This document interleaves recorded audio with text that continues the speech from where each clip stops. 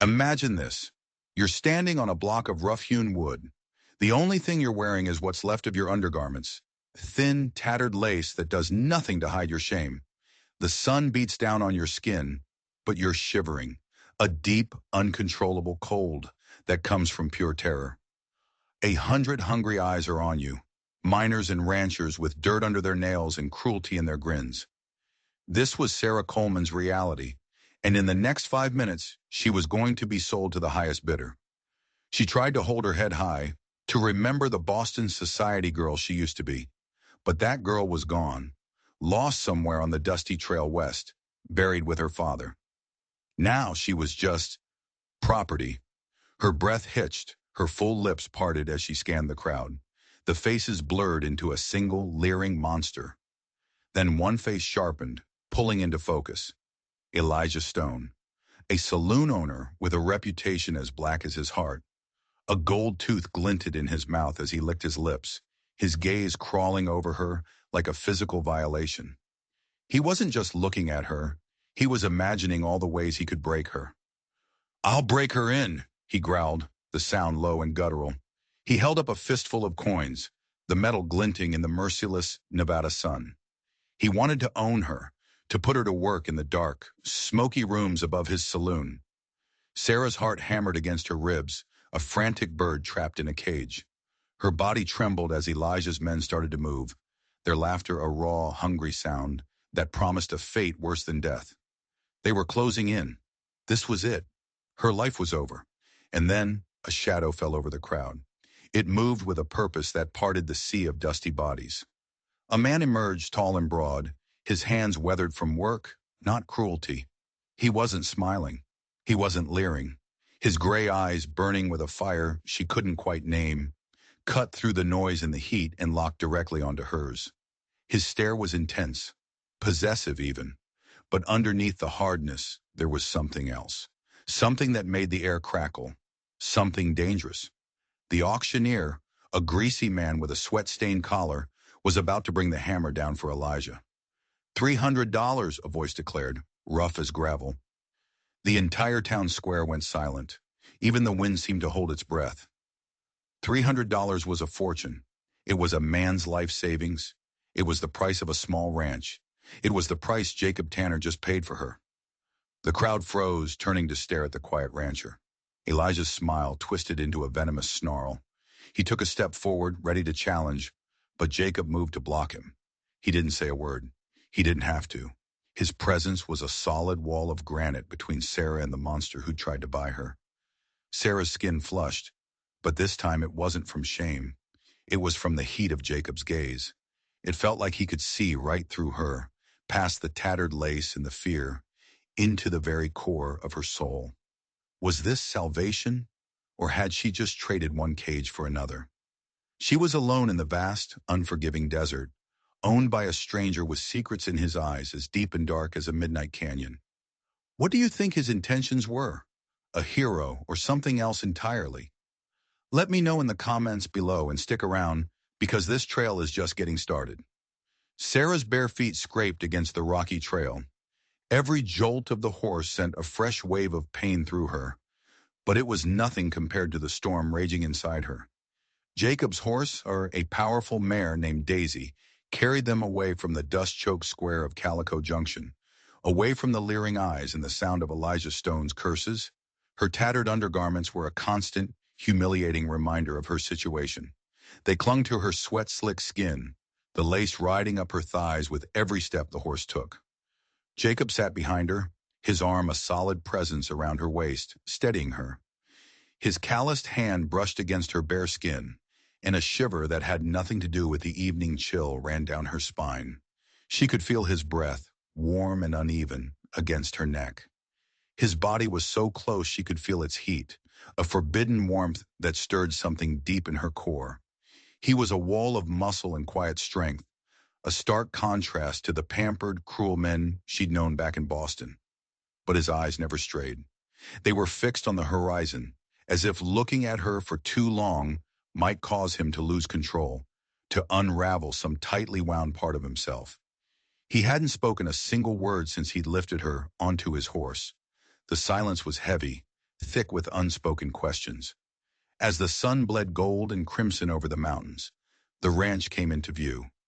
It was a simple log cabin nestled in a valley, a place of stark, lonely beauty. But the windows were dark, like the unseeing eyes of a skull. They looked like unhealed wounds on the face of the landscape.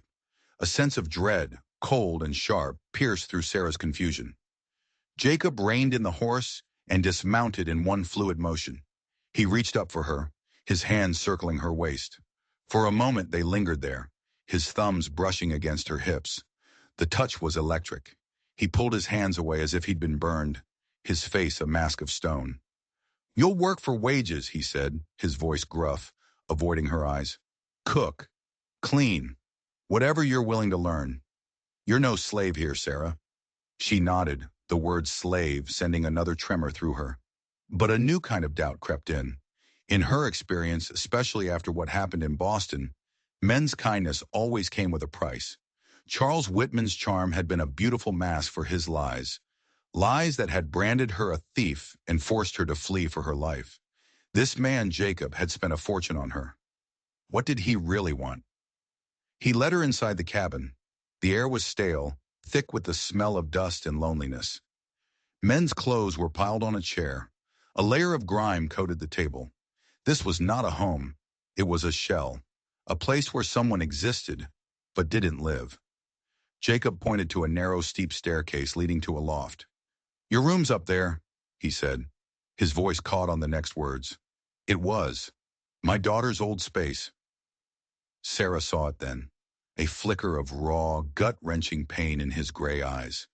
It was like watching a storm cloud pass in front of the sun, a brief, terrifying glimpse of the darkness he held inside.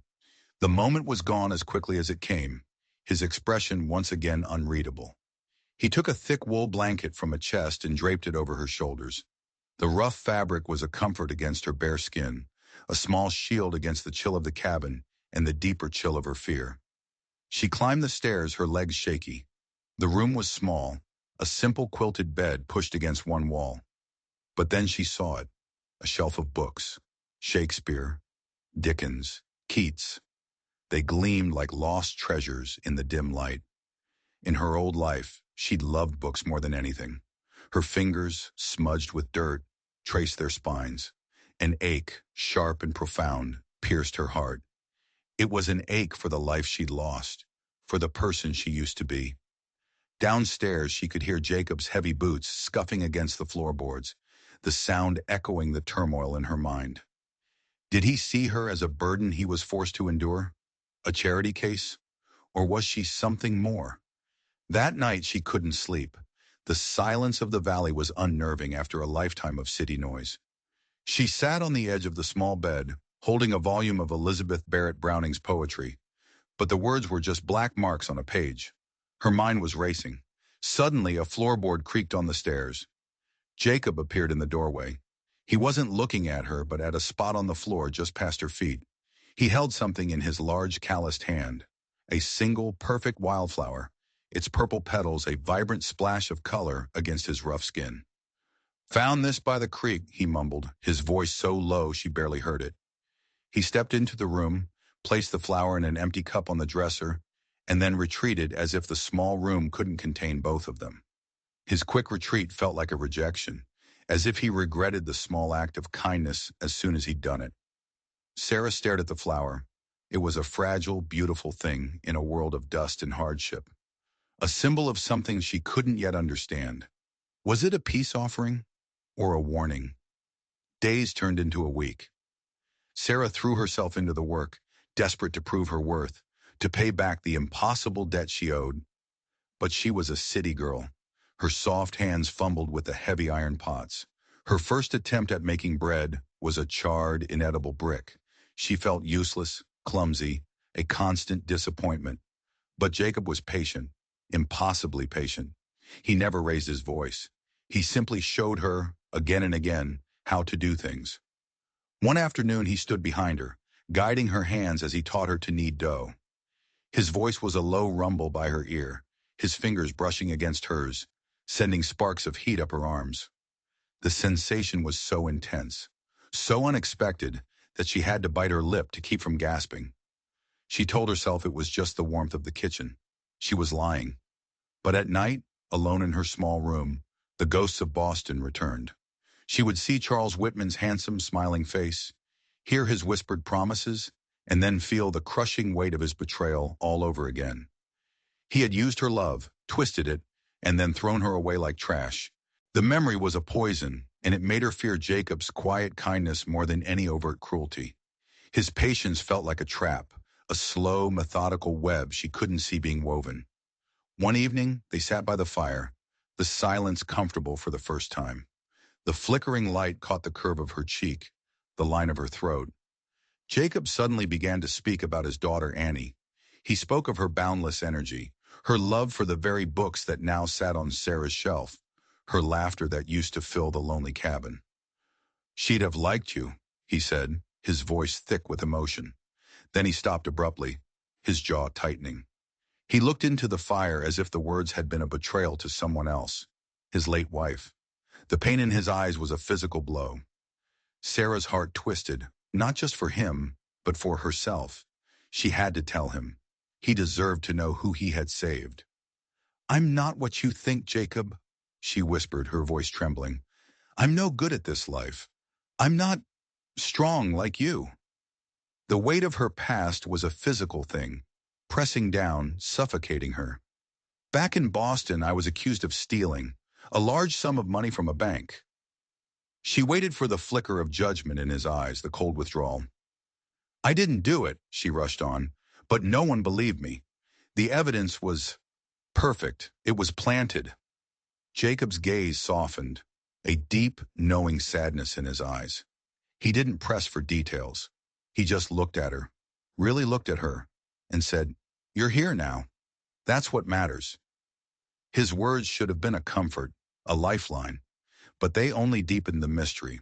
Why was it so easy for him to believe her? Why didn't he care about her past? It felt like he was protecting her, yes, but also like he was protecting a secret of his own. A few days later, the circuit rider dropped off the mail. As Jacob was putting on his coat to head out, a letter fell from his pocket. It landed face up on the floor. The handwriting was elegant, feminine, the ink a delicate blue. Sarah froze. Her blood ran cold.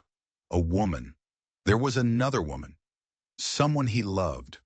Someone whose memory he was honoring by keeping his distance. Or worse, someone who was still in his life. The pain was sharp, a surprising, unwelcome jealousy that stabbed her in the chest. She didn't ask. She couldn't.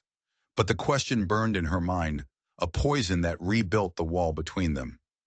The whispers started in town. Elijah Stone's men had been seen, not just drinking and causing trouble, but asking questions. Asking about her, about the woman Jacob Tanner had bought. The threat of her past was no longer a distant storm. It was on the horizon, getting closer every day. One afternoon, Sarah was hanging laundry when she saw Jacob chopping wood. The axe rose and fell with a powerful, rhythmic grace. His shirt was soaked with sweat, clinging to the hard muscles of his back and chest. She felt a pull, a deep, visceral attraction that she couldn't deny any longer. It terrified her. If she let herself feel anything for this man, if she let herself trust him, could she possibly survive another betrayal? The shadows of the cabin grew long, stretching like dark fingers across the valley. From the edge of the woods, Sarah sometimes felt like she was being watched. She would spin around, her heart pounding, but there was never anyone there. It was just the wind, she told herself, just the desert playing tricks on her. But in her dreams, Elijah Stone's gold-toothed grin haunted her, promising to drag her back to the hell she'd escaped. Up in her room, the wildflower Jacob had given her still sat on the dresser. Its petals were starting to curl and fade. It was a fragile, dying symbol of something unspoken, something that was growing between them in the silence and the shadows. She had to know the truth, about the letter, about his wife, about the secrets he kept locked behind those stormy gray eyes. But she was afraid of the answer. She had a terrible feeling that the truth was far more dangerous than anything she could imagine. And she was right. The Nevada dusk was a painter's dream, stroking the valley in shades of amber and violet. The air was thick with the scent of pine and dry earth, a smell that was beginning to feel like home. Sarah leaned over the creek, her shift plastered to her damp skin. It was a borrowed garment, one that had belonged to Martha, Jacob's late wife. The name felt like a ghost on her tongue. She scooped cool water into a heavy wooden bucket, the thin fabric of the shift hugging her curves. The hem was high on her thighs, revealing the soft swell of her hips. Water dripped down her chest, the wet cloth turning translucent, outlining the shape of her breasts. Her breath quickened. She knew he was there. She could feel his eyes on her. Jacob Tanner stood by the fence post, his shirt unbuttoned to the waist, sweat glistening on his tanned, muscular chest. His gray eyes weren't just looking, they were consuming her. A raw hunger flickered in their depths, a storm he was desperately trying to hold back. But the dam was starting to crack. Sarah straightened up, her movements slow, deliberate. She let him watch. Part of her, a part she hadn't known existed, wanted him to. She picked up the heavy bucket, a flush creeping up her neck, and walked toward him. The damp grass was cool beneath her bare feet. "Need help with that?" His voice was a low, rough growl. She saw his hands twitch at his sides, his fingers flexing and unflexing, as if fighting the urge to reach for her. She tilted her head, letting a strand of dark hair fall across her cheek. The fading light caught in it, turning it to silk. "I'm managing," she said, her tone soft, but with an edge of teasing. It was a dare, a challenge to cross the invisible line that had separated them for weeks.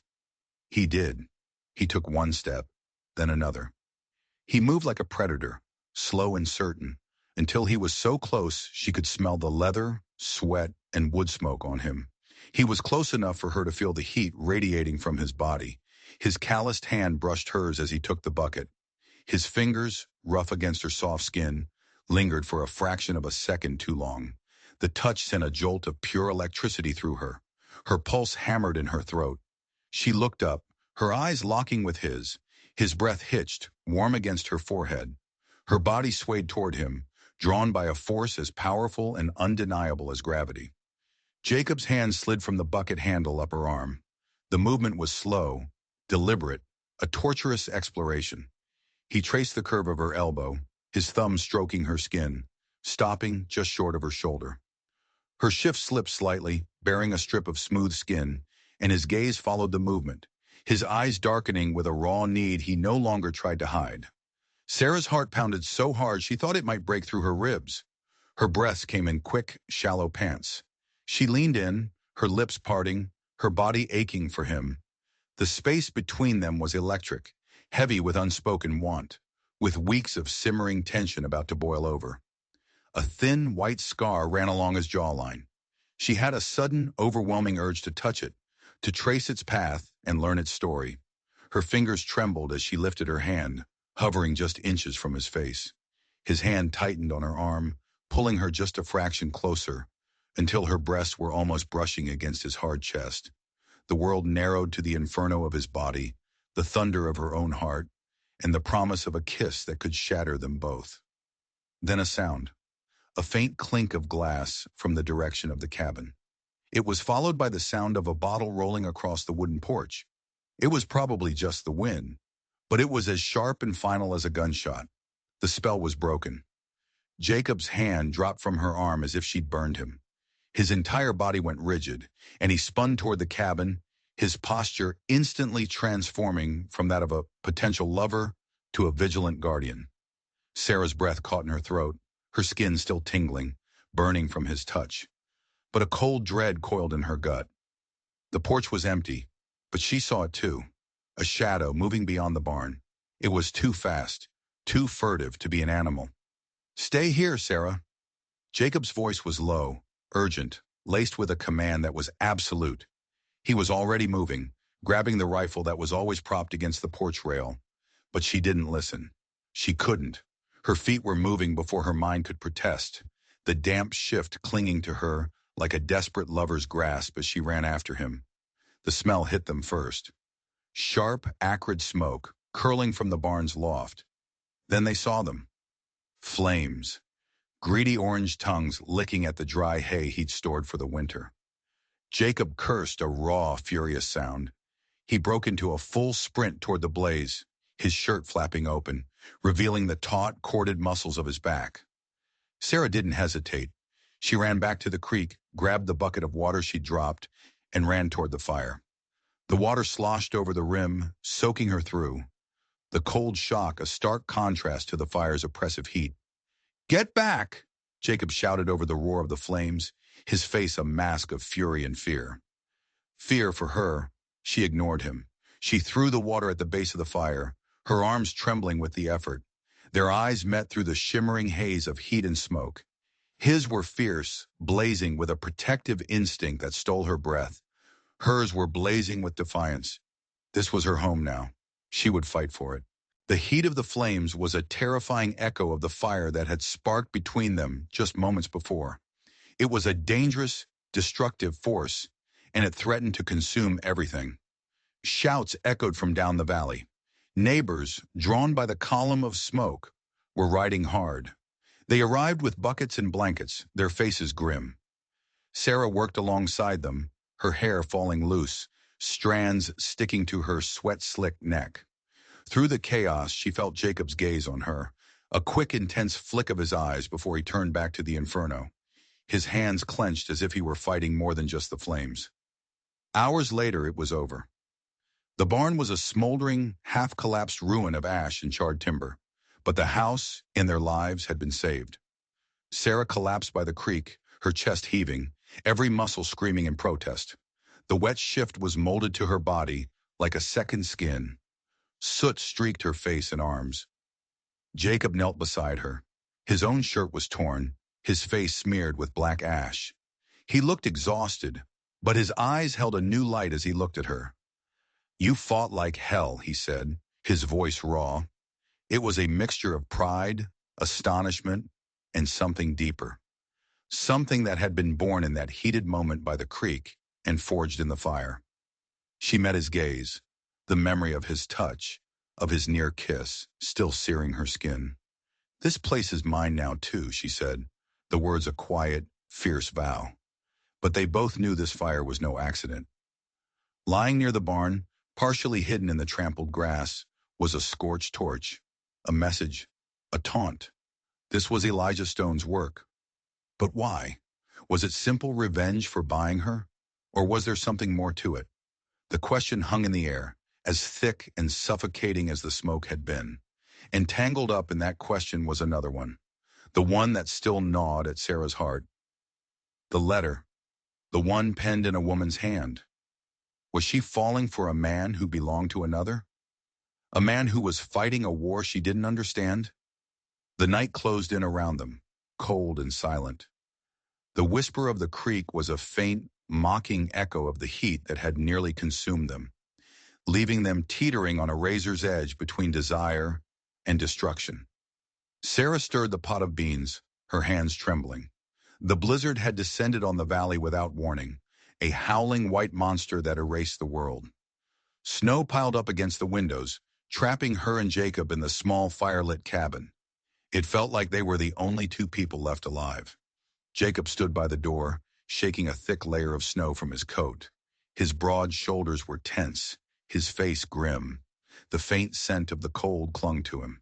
His gray eyes found hers across the small room, and the heat she saw in them had not faded since the night of the fire. "Lost 3 more cattle," he said, his voice a low rumble, rough with frustration. "Frozen the north pasture." But his gaze wasn't on the fire or the swirling snow outside. It was on her. It lingered on the gentle sway of her hips as she moved, a flicker of raw want he couldn't hide.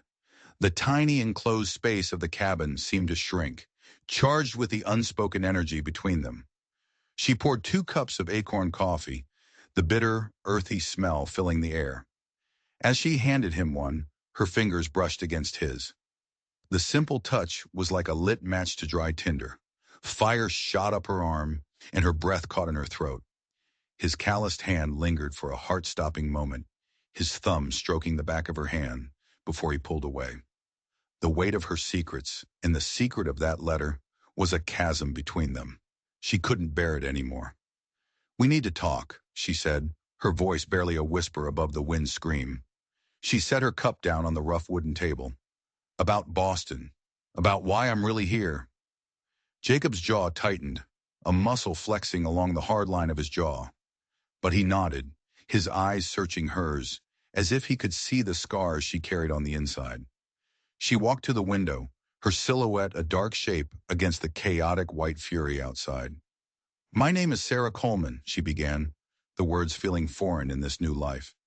I was engaged to be married to a man named Charles Whitman. He was the son of a very powerful banker. She paused, gathering her strength. Charles stole from his father's bank, a fortune. When I discovered what he'd done, he framed me. He created a perfect, unbreakable trail of evidence that pointed directly to me. I ran west with my father, but he took ill on the trail. He died, leaving me alone with his debts. That's how I ended up in Calico Junction. Her voice broke on the last words. Her fingers pressed against the cold glass, her breath fogging the pain, blurring the storm outside. Jacob moved, his footsteps silent on the wooden floor. He came to stand behind her, so close she could feel his warmth, a solid, comforting presence against the raging storm both inside and out. His hand hovered near her shoulder, not touching, but the intent was there. It was a promise of support. You're no thief, he said, his voice low and certain. There was no doubt in it, no hesitation. I've seen who you are, Sarah. You're a fighter. You're honorable. His unwavering belief cracked something open inside her, a dam of tears and fear she'd been holding back for months. But the fear was still there. What if the law was looking for her? A federal warrant could reach even this remote valley. And what about that letter? His certainty in her innocence only made his own secret seem darker. Before she could voice her fears, a sound cut through the howl of the storm. A bell, sharp, frantic, and urgent. It was the emergency bell from the town, a sound reserved for fires, attacks, or dire news. Jacob froze, every muscle in his body going rigid. His hand dropped instinctively to the rifle propped against the doorframe. Someone's coming, he muttered, his eyes narrowing as he peered into the white chaos. The cabin door burst open and a man stumbled in, carried by a gust of wind and snow. It was Dr. Samuel Brooks, the town's physician. His beard was crusted with ice, his eyes wide with a mixture of exhaustion and alarm. Federal marshals, he gasped, collapsing into a chair by the fire. 3 of them. Rode into town just before the storm hit full force. They're asking for a Sarah Coleman. The floor dropped out from under her. Her blood turned to ice. Charles had found her. His lies had long arms, stretching across the entire continent to drag her back to a prison cell. Jacob didn't panic. He moved with a calm, deadly efficiency, pressing a cup of hot coffee into the doctor's trembling hands. His voice was steady, but it was edged with cold steel. What do they want? They're led by a man named John Crawford, Brooks said, his hands shaking as he warmed them around the cup. He wears a badge, but he has the eyes of a bounty hunter, cares more for the coin than for justice. The doctor looked from Jacob to Sarah, his expression grim. And someone's been feeding him information, details about the auction, about you working here. It has to be Elijah Stone. Sarah's knees felt weak. She gripped the edge of the table to steady herself. Jacob's eyes flicked to her, then back to Brooks, his fists clenching and unclenching at his sides. How long until they get here? Jacob asked. Morning at the earliest, if this storm holds, Brooks replied. He leaned forward, lowering his voice. But Jacob, I don't think they're real marshals. I've seen my share of lawmen. These men, they feel wrong. I'd bet my life on it. A tiny flicker of hope ignited in Sarah's chest. If they were just hired guns, not official lawmen, then she wasn't trapped. She had a chance to fight. Suddenly, Jacob walked over to a small locked desk in the corner. He pulled a key from his pocket, opened a drawer, and took out a letter. It was an official-looking envelope, bearing a federal seal that glinted in the firelight. This came on the same circuit ride as your mail, he said to Brooks, holding it out. It's addressed to me. I haven't opened it. His eyes met Sarah's. Maybe we should. Sarah's breath hitched. Her gaze was locked on the envelope. Was it a warrant? An official notice about her? Her doom sealed in wax. Jacob broke the seal, his hands surprisingly steady. He unfolded the single sheet of paper, and his eyes scanned the contents. His expression shifted, not with dread, but with a strange mixture of relief, confusion, and something that looked like grief. "It's not about you," he said, looking at Sarah. The relief in his voice was palpable. It's, it's from a lawyer in Sacramento. My brother Thomas, he's dead. He was a prospector. It seems he left me his claim, a silver mine." The news was so unexpected, so bizarre, that for a moment no one spoke. The only sound was the howling wind, but the bell's echo still lingered in the air. The men were coming, fake marshals or not, they were coming for her, and Elijah Stone's shadow loomed larger and darker than the storm itself. "We can fight them," Dr. Brooks said, his voice firm, his strength returning. "If they're not real lawmen, then they have no authority here. We set a trap. We make them show their hand for what it is, an illegal kidnapping." Sarah looked from the doctor's determined face to Jacob's hard, resolute expression. The fear that had paralyzed her for months began to burn away, replaced by a cold, hard anger. She wasn't that scared girl who had fled Boston anymore, broken and ashamed. This valley, this cabin, this man, they had changed her. Jacob's eyes met hers, and in their depths, she saw a silent, unbreakable promise. He would stand by her. He would fight for her. And in that moment, she felt a surge of strength she never knew she possessed. They planned through the long, dark night.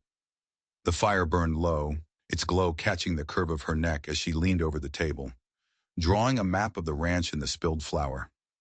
The borrowed shift she wore rode up her thigh, revealing the soft line of her leg. She felt Jacob's gaze linger on her for a moment, a flash of the heat from before he snapped his attention back to the plan, his hands gripping his rifle as if to anchor himself to the dangerous task at hand. Dawn broke, gray and cold. The storm had eased, the snow now falling in soft, silent whispers. The world was muffled, beautiful, and deadly. They took their positions, Jacob behind an overturned wagon near the entrance to the valley. Dr. Brooks, a crack shot with an old Sharps rifle, took cover by the skeletal remains of the barn, and Sarah, clutching Jacob's old, heavy Winchester, was hidden behind a tall woodpile near the cabin. The weight of the gun felt strange and terrible in her hands, but she also felt powerful. Ready. They didn't have to wait long. 3 riders appeared through the swirling snow, dark figures against the white landscape. Their badges glinted, cheap and tinny in the morning light. The man in the lead, Crawford, was tall and thin, with a cruel slash of a mouth. He reined in his horse, his eyes scanning the seemingly peaceful ranch. "Sarah Coleman," he called out, his voice cold and predatory. "By the authority of the United States government, I have a warrant for your arrest." This was the moment. The plan was for her to stay hidden, but she couldn't. Sarah stood up. She stepped out from behind the woodpile, into the open. The Winchester felt steady in her hands. The thin shift clung to her curves, but for the first time, she felt no shame. Her eyes were clear and defiant. "I'm Sarah Coleman," she said, her voice ringing out in the silent, snowy air, clear and challenging. "Who really sent you?" The question hung in the air, a spark waiting to ignite a powder keg. Crawford's confident smile faltered for just a second. He hadn't expected this. He hadn't expected a fight. Sarah knew with absolute certainty that this was her battle to win or lose. She wouldn't run. She wouldn't hide. But as Jacob's rifle gleamed from behind the wagon and Crawford's hand drifted down toward the pistol on his hip, she also knew that answers were going to be paid for in blood. The pristine white snow was about to turn red. Crawford's smirk returned, uglier this time. "Clever girl. Doesn't matter who sent us. You're coming with us. Alive or dead. Your choice." He and his men started to dismount, their movements slow and deliberate, like wolves circling their prey. Sarah's heart hammered against her ribs, a wild drumbeat in the heavy silence. She could feel Jacob's gaze on her, a silent command to hold her ground. "You have no authority here," Sarah called out, her voice steadier than she felt. "You're not lawmen. You're kidnappers." "That a fact?" Crawford chuckled, drawing his pistol. Let's see what the law has to say about it. That was the signal. A shot rang out, not from Crawford's gun, but from the ruins of the barn. The man to Crawford's right grunted, his hand flying to his shoulder as he stumbled back, a dark stain spreading on his coat. Dr. Brooks had fired the first shot. All hell broke loose. Crawford dove for cover behind his horse, firing wildly toward the barn. The third man raised his rifle, aiming directly at Sarah. Before he could pull the trigger, a second shot cracked the air, this one from Jacob's position. The man cried out, clutching his leg, and fell into the snow. It was a perfectly executed trap. They were 2 down, 1 to go. "You'll pay for that, Tanner!" Crawford screamed, his voice filled with rage. He fired shot after shot toward the wagon, the bullets splintering the wood. Sarah held the Winchester, her knuckles white. This was her chance. While Crawford was pinned down by Jacob, she had a clear line of sight. She raised the heavy rifle, rested the barrel on the woodpile, and took a deep breath, just as Jacob had shown her. She lined up the sight, not on Crawford, but on the reins of his horse. She squeezed the trigger. The rifle bucked against her shoulder, the sound deafening. The shot went wide, kicking up a spray of snow near the horse's feet. But it was enough. The animal shrieked in terror, reared up, and bolted, leaving Crawford completely exposed. He stared at her, his eyes wide with disbelief. In that split second of hesitation, Jacob moved. He burst from behind the wagon, not firing, but running, closing the distance with astonishing speed. He tackled Crawford, and the 2 men went down in a flurry of snow and fists. It was brutal and fast. Jacob was a force of nature, his movements precise and deadly. He disarmed Crawford and landed a single, calculated punch that knocked the bounty hunter unconscious. Silence fell over the valley once more, broken only by the groans of the wounded men and the heavy panting of Jacob. They tied the 3 men up in the cabin. Dr. Brooks tended to their wounds, his movements efficient and dispassionate. "They'll live," he grunted. "More's the pity." The man whose leg Jacob had shot was the first to break. His name was Miller, and he was terrified. He confessed everything. They weren't marshals. They were hired by Charles Whitman, but their orders came through Elijah Stone. Their job was to take Sarah back to Boston, quietly. But Stone had offered them a bonus, a big one.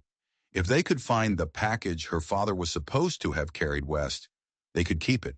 "What package?" Jacob demanded, his voice dangerously low. Miller shook his head, his face pale with pain and fear. "I don't know. Stone just said it was paperwork, something about a mine. He said it would make us all rich." The silver mine, the one Jacob had just inherited. It all clicked into place. This wasn't just about framing Sarah for theft. It was bigger, much bigger. The fire, the threats, the fake marshals. It was all a desperate search for something her father had possessed. "The deed," Jacob whispered, looking at Sarah. "It has to be the original deed to the mine. My brother must have found out Whitman's claim was fraudulent." Sarah's mind reeled. Her father had never said a word. He'd carried this secret, this burden, all the way to his grave. He hadn't just been running from a false accusation. He'd been protecting her inheritance, their inheritance. The pieces were falling into place, forming a picture of greed and murder that stretched from coast to coast. But they still didn't have the deed itself, and Elijah Stone was still out there. Suddenly, Dr. Brooks, who had been searching Crawford's pockets, let out a low whistle. He held up a folded piece of paper. It wasn't a warrant. It was a letter. "Jacob," the doctor said, his voice grim, "you need to see this." Jacob took the letter. As he read it, his face turned to stone. His knuckles were white where he gripped the paper. Without a word, he handed it to Sarah. The handwriting was the same elegant, feminine script she had seen on the letter that had fallen from his pocket weeks ago, the one she thought was from a lover. It was a letter from a Pinkerton detective, a woman named Abigail Lowe. "Mr. Tanner," it began, "my investigation into your wife's death has confirmed your suspicions. The fire that took her life was arson. Witnesses place Elijah Stone near your property that night. Furthermore, I have uncovered financial records linking Stone to Charles Whitman of Boston. I believe your wife, Martha, discovered their scheme concerning the Silver Creek mine claim. I fear they silenced her. I will be arriving by train in 2 weeks to deliver my full report and testify to the authorities. Stay safe. A. Lowe. The date on the letter was over a month ago. The blood drained from Sarah's face. Martha hadn't died in an accident. She had been murdered. Murdered because she had discovered the truth. And Jacob had been living with this knowledge, this poison, all alone. He had hired a detective. He had been hunting his wife's killers. That first letter hadn't been from a lover. It had been from an ally. All her jealousy, all her suspicion, it was all for nothing. The guilt was a physical blow. Jacob, she whispered, her voice choked with emotion. I saw the first letter. I thought. He finally looked at her, and the raw agony in his eyes was almost too much to bear. I know what you thought, he said, his voice hoarse. I let you think it. It was easier than talking about her. He had bought her not just to protect her, but because their enemies were the same. Their paths were intertwined by a web of conspiracy and death. He hadn't just saved her from the auction block. He'd brought her into the heart of his war. Before they could process this new, terrible truth, they heard a sound from outside. Not the sound of riders, the sound of a carriage. A fine, elegant carriage. The kind that belonged on the streets of Boston, not in a snowy Nevada valley. It rolled to a stop in front of the cabin. The door opened and a lone figure dismounted. It was a woman, older with graying hair swept up in a perfect coif. She wore a dress of expensive black wool, her posture regal and unyielding, even as her fine leather boots sank into the snow. She looked around the battered ranch, her expression one of utter disdain. Then her eyes landed on Sarah, standing in the doorway. A flicker of recognition, and something else, something cold and hard, passed through her gaze. The wounded man, Miller, gasped from inside the cabin. It's her, he whimpered. That's the woman who hired Crawford. She met with him in Virginia City. Jacob stepped in front of Sarah, his rifle held loosely but ready at his side. The woman walked toward them, her face a mask of practiced sorrow. Miss Coleman, she said, her voice smooth and cultured, but with an undercurrent of steel. I have come a very long way. My name is Margaret Whitman. She paused, letting the name sink in. I'm Charles's mother. The Nevada sun rose, painting the snow-covered valley in brilliant gold. Just yesterday, this light would have filled Sarah with hope. Now it just felt cold. She stood in the cabin's small bedroom, her fingers numb as they traced the ivory silk of a wedding dress. The townswomen, in a burst of premature celebration after the capture of Crawford's men, had insisted on making it for her. A gift for her and Jacob, a symbol of a future that now seemed impossible. The delicate lace, meant to hug her curves in love and joy, felt like a shroud. The woman downstairs, Margaret Whitman, was the architect of all her pain. Charles was her son, her puppet. This elegant, grieving mother was the snake in the garden. Hoofbeats broke the morning's quiet. Sarah's breath caught, expecting more trouble. But it was just the local sheriff, a portly, slow-moving man named Davis, accompanied by a single deputy. Dr. Brooks had ridden out at dawn to fetch them. Margaret Whitman stood by the fire, a picture of maternal grief. She had spent the night spinning a masterful tale of a worried mother, desperate to find the girl who had led her dear son astray and clear up a terrible misunderstanding. Sheriff, she said, her voice trembling with practiced emotion. Thank heavens. This man, Jacob Tanner, has been holding me here against my will, and he has my son's accomplices tied up in his parlor. Sheriff Davis looked from the bound men to Jacob, his face a mask of confusion. Jacob, what in tarnation is going on here? She's lying, Sheriff, Jacob said, his voice a low, steady growl. She hired these men to kidnap Sarah and find a deed to a silver mine. Margaret let out a small theatrical gasp. A deed? Sheriff, this poor girl, Sarah, she stole a fortune from my family's bank. My son, in his foolish love for her, tried to cover for her. Now this rancher has filled her head with these insane fantasies to try and extort money from me. It was brilliant.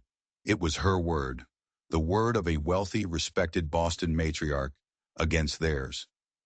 They had the confession of a hired thug, but no physical proof, no deed. The sheriff was wavering.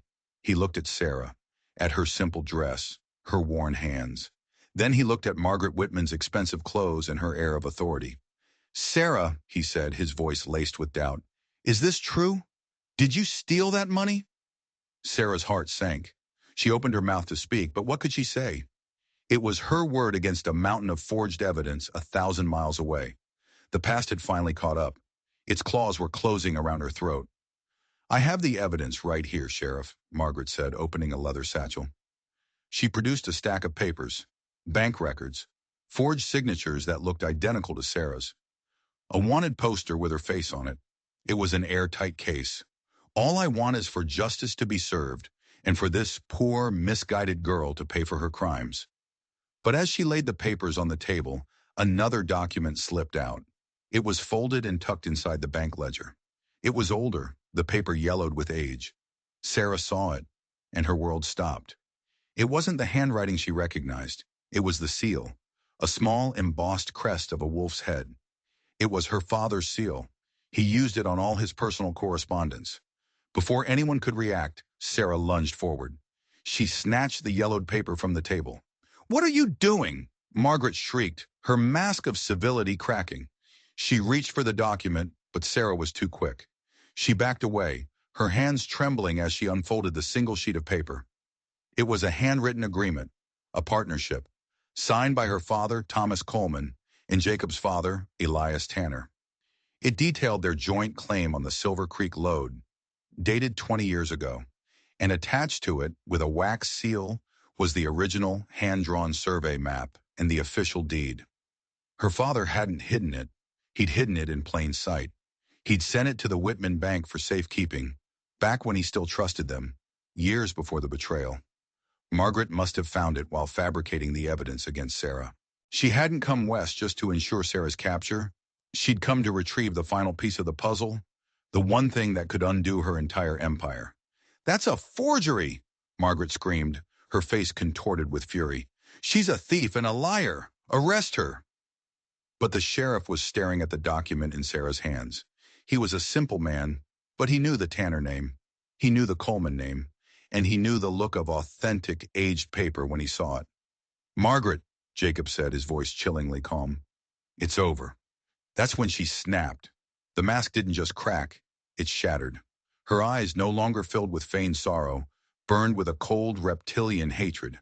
She reached back into her satchel. She wasn't pulling out more papers.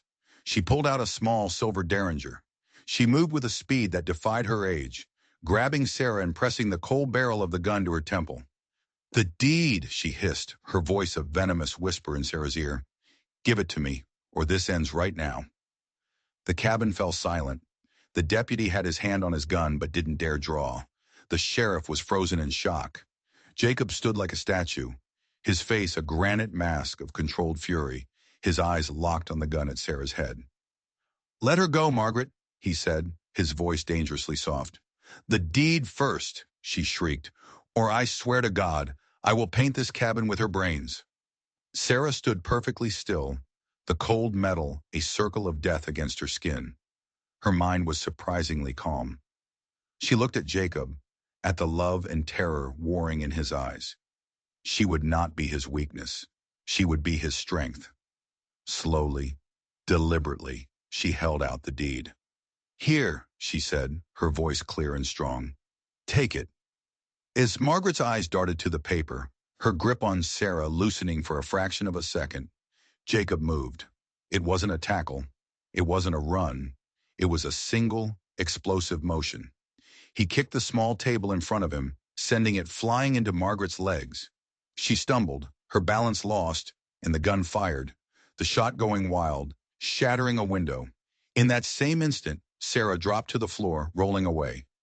Jacob was on Margaret, wrenching the gun from her hand as the sheriff and his deputy finally sprang into action, wrestling the screaming, fighting woman to the ground. It was over. The silence that followed was absolute. Then a new sound, the sound of real authority. 3 men in official, dusty uniforms stood in the shattered doorway. They were the real U.S. Marshals, summoned by the Pinkerton detective, Abigail Lowe, who stood just behind them, a small, satisfied smile on her face. Looks like we got here just in time, Marshal Davies said, taking in the scene. Margaret Whitman, you're under arrest for murder, conspiracy, and a list of other charges that will see you hang. They dragged Margaret away, still screaming threats and curses. Elijah Stone was apprehended in town an hour later, trying to flee. He wouldn't hang. He'd try to fight, and a marshal's bullet would end his miserable life right there in the dusty street of Calico Junction.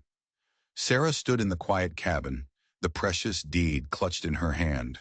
Her name was cleared. Her inheritance was hers. She was free. Jacob walked over to her, his gray eyes soft, filled with a depth of emotion that made her heart ache. He gently took her face in his rough, calloused hands. I almost lost you, he whispered, his voice thick with a vulnerability she'd never heard before. You were never going to lose me, she replied, her voice just as soft. He lowered his head and kissed her. It wasn't like the near kiss by the creek, born of heat and tension. This was different. It was a kiss of relief, of promise, of a future hard won. It was the kiss of two survivors who had found their safe harbor in each other. Months later, the Nevada sun shone down on a valley transformed.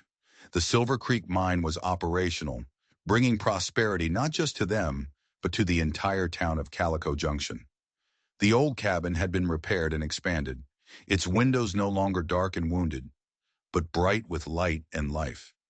Sarah Tanner stood on the porch, a simple gold band on her finger. She was no longer the shame girl on the auction block, nor the hunted fugitive. She was a woman who had faced down her past and forged her own destiny. Jacob came up behind her, wrapping his strong arms around her waist. He rested his chin on her shoulder, his quiet strength a constant comfort. They stood together, watching the sunset paint the mountains in strokes of purple and gold. Their story was proof that even in the harshest, most unforgiving desert, love and justice could find a way to bloom. It proved that the deepest scars can heal, and that home isn't a place you find, but something you build together. If you believe they earned their happy ending after fighting through hell to get it, do me a favor and smash that like button. And don't forget to subscribe, because there are always more stories waiting in the shadows.